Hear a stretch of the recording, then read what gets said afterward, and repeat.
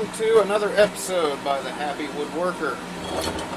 This morning we're talking about turning a spindle, and we're starting with some square stock, and we are going to turn it round because that is the first thing you're going to do on your lathe. So the first thing I'm going to do is turn this on. I've already got my safety glasses on. I've already got this set up. If you want to know how to set it up, check out my other video, a very short one, on how to set this up and lathe safety. So we're going to turn this on. I'm going to start off today by using a spindle gouge, a spindle roughing gouge. First thing you're going to do is come over to the tool rest. We're going to find the bevel for this. As I tilt this in, you'll be able to hear. Right there it touches. I'm going to slide back, and then I'm going to find this bevel as I tilt up. And all we're going to do is work ourselves from side to side. And we're going to start with a little chip here. We're going to find a chip right there. I saw a little chip come off. And then I can start to go back and forth.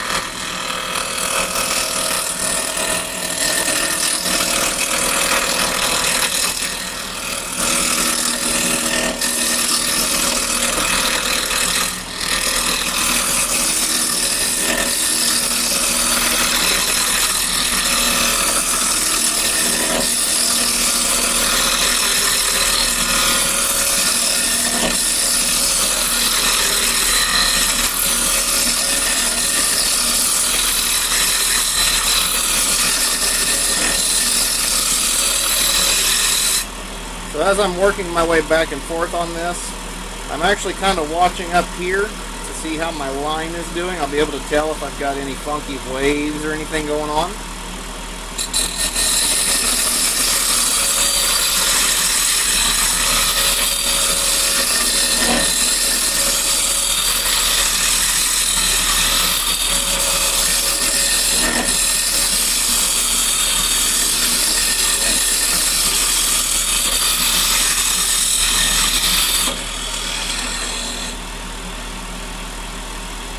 Caught a little wood chip on the end. That's why I wasn't cutting anything.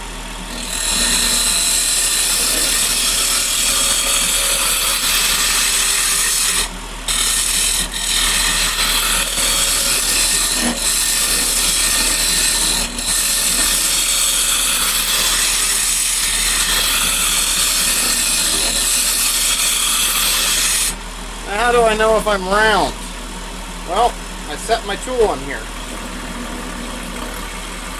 If it jumps around, I'm not flat. I get just a tiny little bit. You'll feel it too. For example, if I do this. See how much that I haven't done anything to that yet. I'm pretty round here.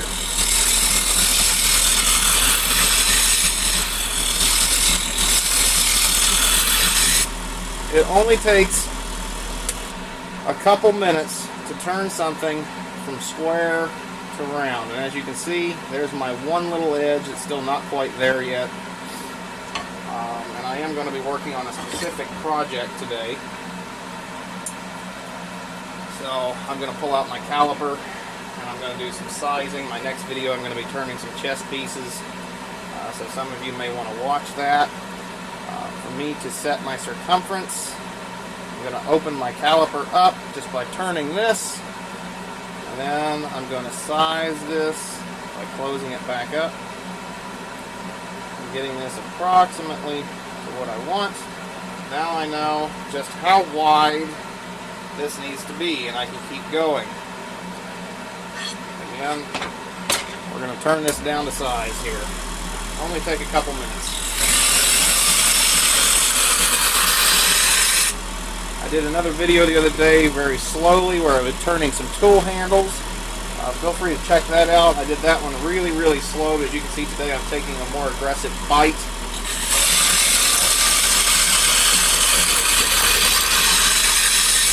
That way you're not here for 6 months watching me do this. Hey, look at that. I'm already at depth. Alright.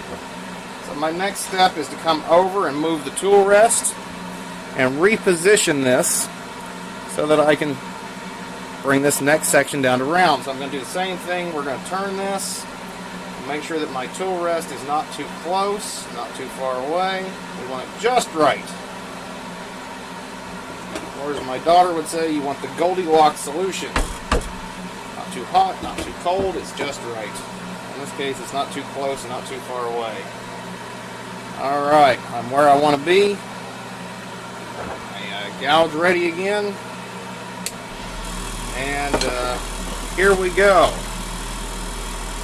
Same thing, find that bevel.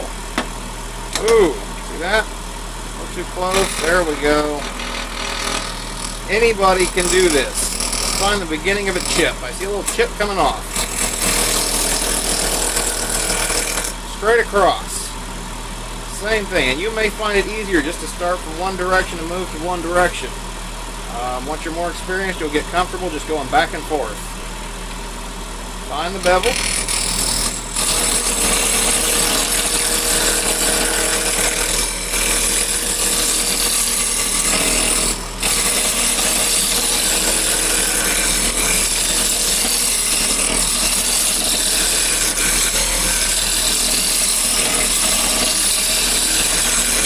I've set my tool rest, by the way, where it overlaps where I've already cut. That'll give me a good judge of how wide my circumference is compared to what I'm trying to cut.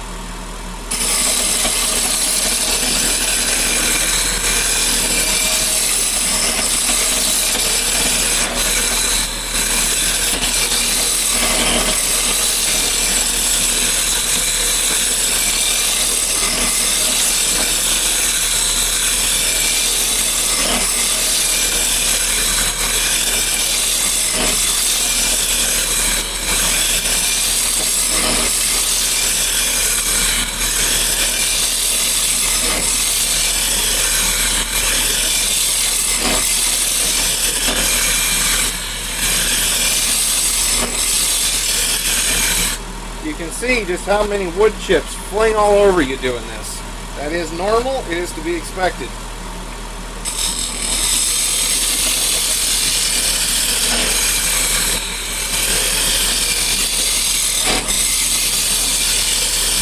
Now sometimes, maybe you don't have this even all the way across. For example, if I take my caliper and I check here, I'm good. I think I'm good there. My tool rest is in the way. But maybe here I'm not. So maybe I need to do some more work just on this side. You can check it in more than one spot.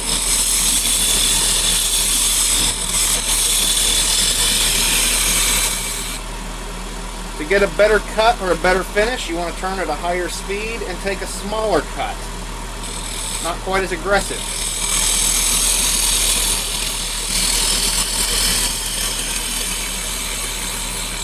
This will give me a better finish. Let's see. That's pretty good. Not great, but it's pretty good. And if you're going to use lumber like this, you're going to find imperfections in it, right? I'm going to have some little knots.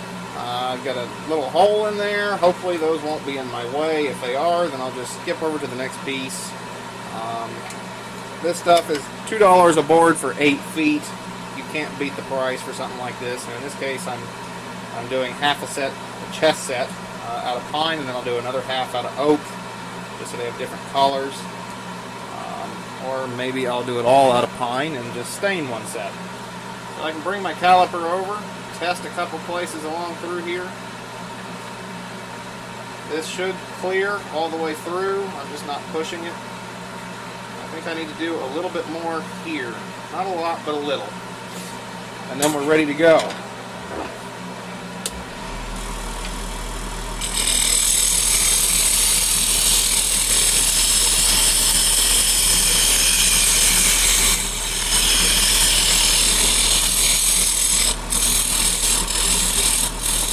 Again, I'm also eyeballing this for any high spots that it may have. If you're doing a really long, full-size spindle, you're going to want this to be nice and even, right?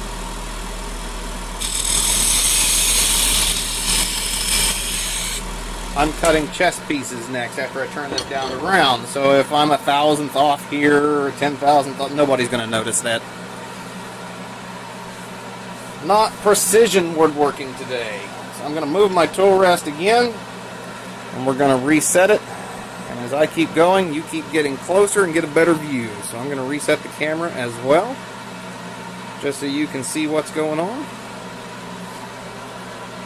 And I don't know how far we're into this already. Probably maybe 10 minutes, and that's slow because I'm taking my time so that you can see what I'm doing. It doesn't take long to do this. And any monkey that can be safe about it can do this. Ah, see this safety thing? My overhead light, cord for my overhead light just came down. Always a good safety thing to make sure you don't have anything that's going to fall into your woodwork. Alright, I'm turning that by hand, making sure it's going to clear my tool rest. It is. So, I am ready to continue. And here we go. Find the bevel. Find the chip. There's the chip. Come across.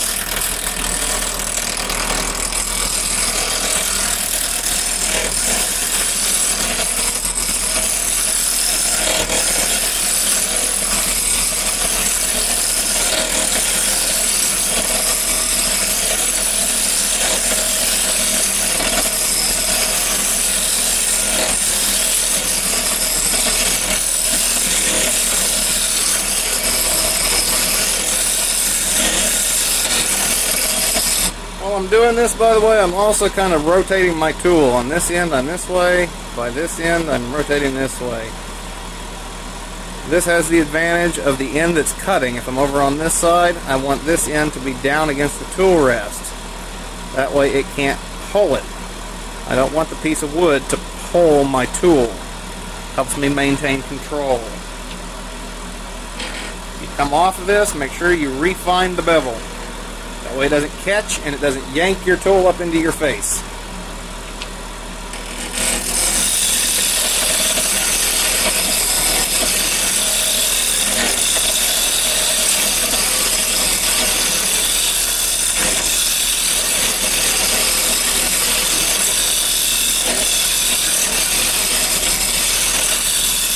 You will also feel imperfections as you go. For example, I know I've got a knot or something here. It's small enough I can turn it with a roughing gouge. I'm not worried about it. If you have a big knot in a piece, you need to be careful that it's not going to come loose and fly out on you. Or if it's got a different grain direction, which if it's a knot, it does. A bowl gouge works much better. It's much safer.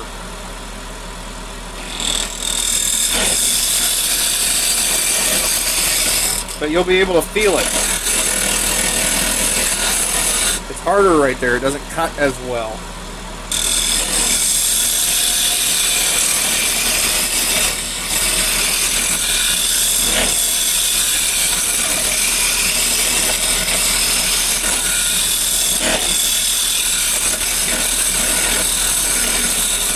So I'm going to take much lighter passes on that.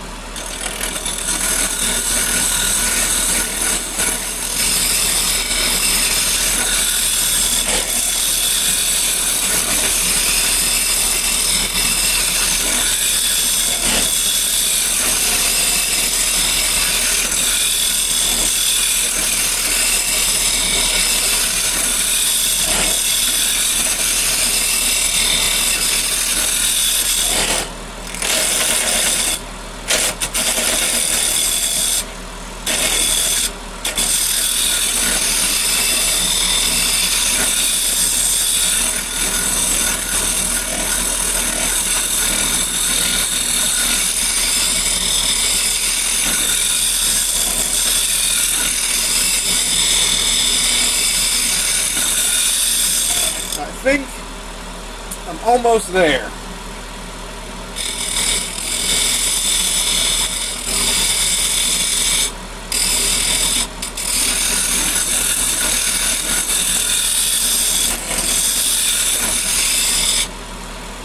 So I've got one more spot to do.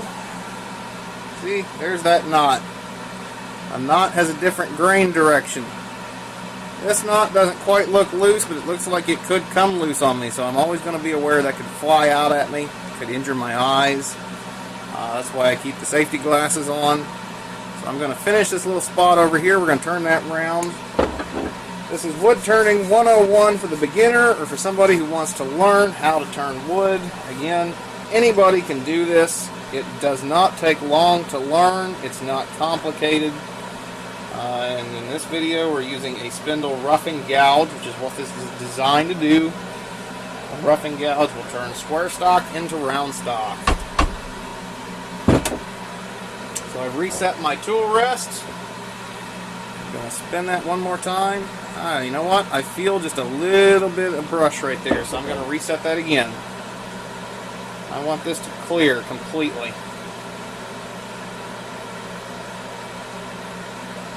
Let's try this again.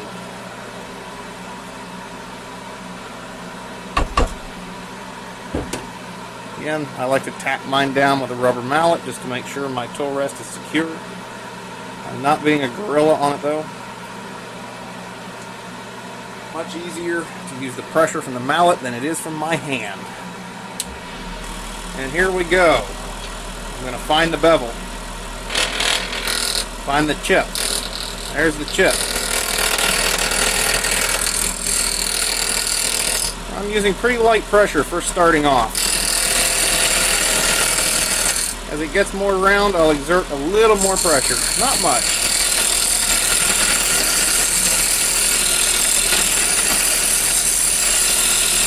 Look how fast this goes.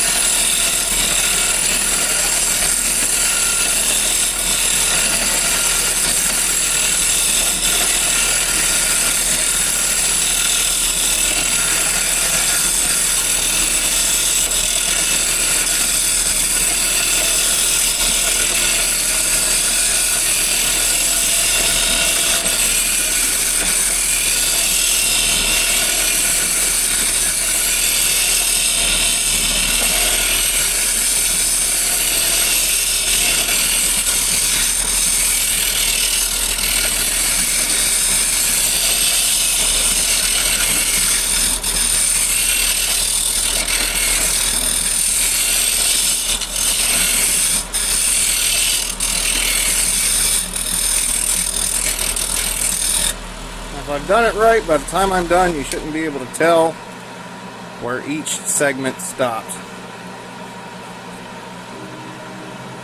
That's pretty good.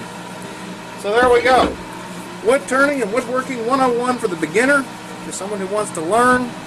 Again, this is the easiest thing in the world to learn. You're going to have tons of fun with this, as long as you remember to be safe.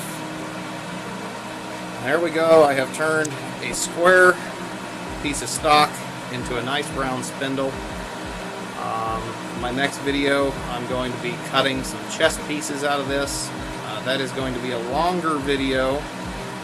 I don't usually cut and edit a whole lot out of those, that way you get to see the entire process. We've all seen those wonderful videos on YouTube where somebody starts cutting a chest piece and in 5 minutes later they have a beautiful piece of work.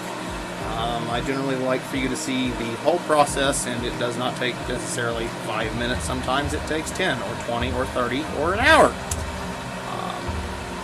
All depends on what you're working on. So I hope you enjoy my videos. Please subscribe to my page, like the video, leave any comments that you want, and I will do my best to answer them. Thank you for watching another episode with the Happy Woodworker. Everybody have a wonderful day.